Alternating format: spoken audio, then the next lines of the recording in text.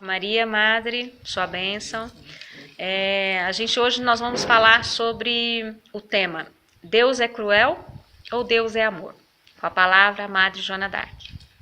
Ave Maria. Então eu vou entrar nesse tema porque hoje as pessoas, os católicos principalmente, protestantes já sabem que não gosta de sofrer mesmo, né? O negócio deles é só prosperidade, nada sobre isso. Se você tem algum sofrimento, você está fazendo alguma coisa errada aqui na Terra, por isso que você está sofrendo, né? Então eu vou entrar nesse tema porque é muito importante, porque as pessoas hoje estão assim bem longe dos santos. Todos os santos, eles sempre meditaram em cima da cruz.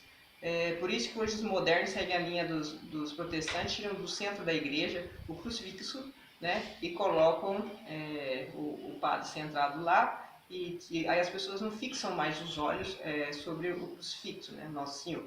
Então, tem uma ala muito falando que Deus grupos grandes aí, né, falando que Deus é cruel. Como protestante, você sempre eles falam da nossa cruz. Nós carregamos uma cruz onde Nosso Senhor foi crucificado. Isso foi muito cruel, né? Isso foi muito dolorido. Não deve andar com a cruz com Jesus pregado, né? E São Paulo prega totalmente diferente. Ele fala assim nas Sagradas Escrituras: eu prego a cruz de Cristo, escândalo para judeus e para os gentios. Então é um escândalo. Está falando aí. Então quem não é seguidor realmente de Nosso Senhor vai ficar escandalizado com a cruz, vai achar um escândalo. Os judeus hoje, eles gostam de falar assim, como que Deus enviou o seu filho para morrer pela gente, que deixou passar por tal crueldade, né? Vamos fazer um exemplo. Aqui na cidade, em qualquer cidade, nós temos o bombeiro. Os bombeiros são feitos para quê? Salvar vidas. E qual que é o treinamento deles? Colocar a vida deles em jogo do próximo. Então o Estado é cruel em treinar pessoas assim? A polícia é cruel de treinar policiais para defender as nossas vidas e entregar a vida deles por nós? O general que manda a infantaria, que nós sabemos, né? Eu sou de família também militar, meu tio é militar, tem vários filhos militares. A infantaria está na frente para quê? Para morrer em defesa de quem? De um país. Então, o comandante geral é cruel? Ele é cruel ou não? Por que ele manda? Porque a pessoa é treinada, que ela sabe que ela tem que defender o nosso país, para nós conservarmos a nossa paz. Então tem pessoas que se sacrificam por nós em várias modalidades, um médico também, que ele quando ele tá atendendo um paciente, ele está correndo risco também de poder pegar uma doença grave, né? E o médico, ele se oferece também, né? Então outras se eu esqueci alguma profissão, me desculpe, mas tem várias outras profissões que, vamos falar, que são todas cruéis, né? Porque deixam morrendo, se sacrificam pelas pessoas. Então, pensem bem. Então, Deus Pai viu que depois que Adão e Eva caíram, ficaram sob o jugo de quem? Do demônio. E que o demônio quer? Nos levar para o inferno, tirar nossa paz, tirar nossa tranquilidade. E Deus, ele foi cruel ou ele foi misericórdia? Ele foi misericórdia. Ele falou, naquele exato momento para Adão e Eva, que ia enviar seu filho para a salvação das nossas almas, para nós sairmos do jugo do demônio. Então, Deus é cruel?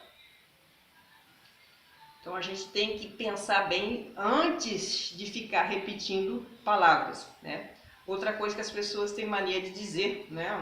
Protestantes, eu como na linha protestante, a gente sempre quer colocar Nosso Senhor um pouquinho abaixo, e não é assim. Deus é um só. Então, o Catecismo da Igreja Católica ensina: Deus é um só em três pessoas. Não são três deuses. Há um Deus somente em três pessoas. Isso é o ensinamento católico. Católico, esse ensinamento.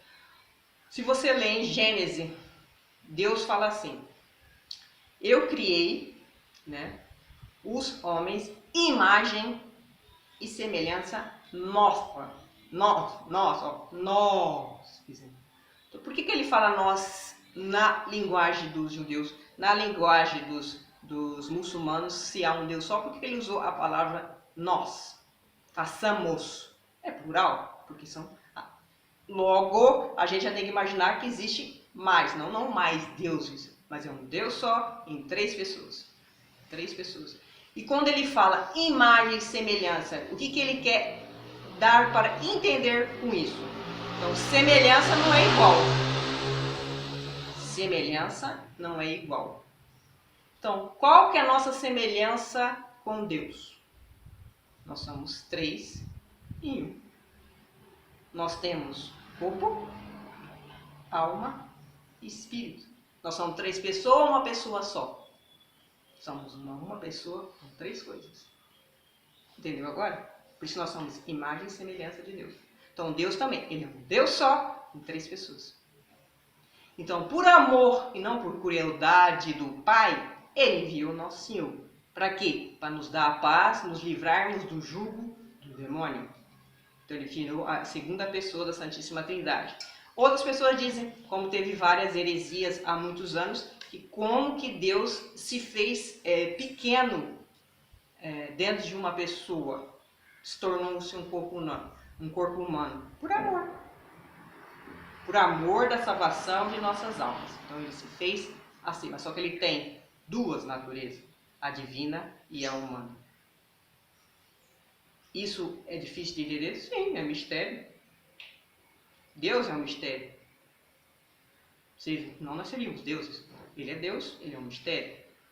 Então não me interessa. Então a gente querer entrar dentro dos mistérios de Deus não nos cabe a nós. O que nos cabe a nós, como eu falei no outro dia, é colocar a nossa vontade submissa e conforme à vontade de Deus.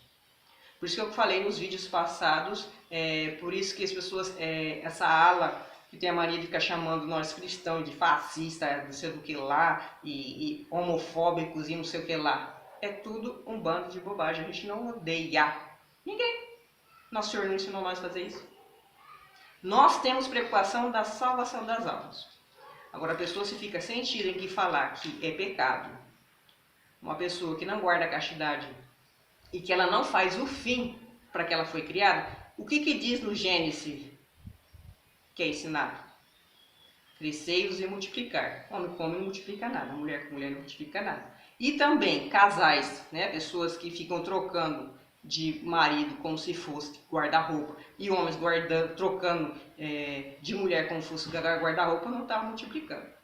Porque um cara tem uma mulher, várias mulheres, não tem compromisso com nenhuma, com vários filhos. Vai ter que dar o quê? Vai ter problema social. Então hoje tudo o problema social que nós estamos tendo é por falta do quê? Equilíbrio com a conformidade com a vontade de Deus. Entendeu? As pessoas elas usam uma a outra como se fosse um papel descartável. A gente não somos pessoas descartáveis. Deus não nos criou assim. Então tem que ser respeitado. Entendeu? Qual que é o ensinamento da doutrina católica? Quem se diz católico? Isso quando eu entrei dentro da igreja católica, eu fiquei de queixo caído. Você namora para casar.